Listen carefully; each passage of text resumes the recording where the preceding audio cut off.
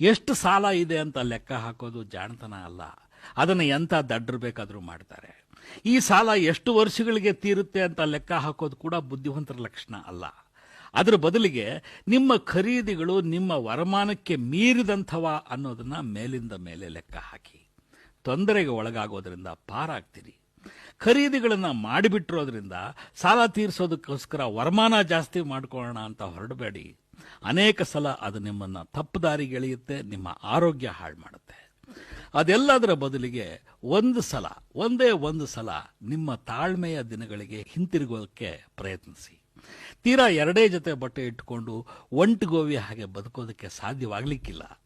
ಆದರೆ ಇನ್ನು 6 ತಿಂಗಳು, 1 ವರ್ಷ ಒಂದೇ ಒಂದು ಎಕ್ಸ್ಟ್ರಾ ಅಂಗಿ ತಗೊಳ್ಳೋದಿಲ್ಲ ಅಂತ ತೀರ್ಮಾನಿಸೋದು ಕಷ್ಟ ಅಲ್ಲ.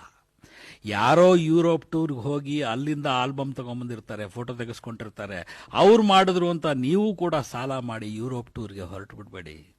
ಗೆಳೆಯನ ಕೈಯಲ್ಲಿ ಹೊಸ ಹ್ಯಾಂಡ್ಸೆಟ್ ನೋಡಿದ ಕೂಡಲೇ ಟೆಂಪ್ಟ್ ಆಗಬೇಡಿ. ಕ್ರೆಡಿಟ್ ಕಾರ್ಡ್ ಇದೆಯಲ್ಲ, ಅದು ಘನತೆಯ ಲಕ್ಷಣ ಅಲ್ಲ.